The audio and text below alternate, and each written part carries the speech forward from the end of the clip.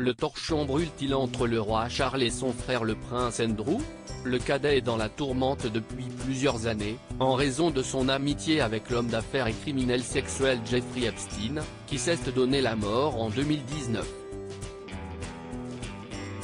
Mais la situation s'envenime lorsque Virginia Giuffre porte plainte contre le prince Andrew en août 2021, accusant ce dernier de l'avoir agressée sexuellement à 3 reprises en 2001, alors qu'elle était âgée de 17 ans. Après plusieurs mois de suspense laissant planer sur le prince la menace d'un procès, ce dernier finit par trouver un accord à l'amiable avec sa plaignante, basé sur un versement financier substantiel dont le montant n'a pas été dévoilé.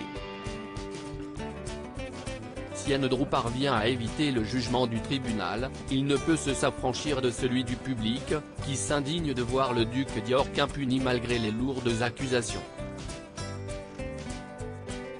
Les autres membres de la famille royale l'ont bien compris et doivent composer avec l'indésirable de la couronne. Le prince Andrew a déjà perdu ses titres militaires ainsi que son titre honorifique de la ville d'York, et son frère pourrait bien continuer de lui taper sur les doigts en réduisant le soutien financier qu'il lui apporte. Prince Andrew furieux à l'idée que Charles III puisse le mettre de côté, mais ce n'est pas tout. Il semblerait que le roi Charles III envisage d'interdire au prince Andrew de porter la somptueuse robe de velours des chevaliers de la Jarretière lors de son couronnement.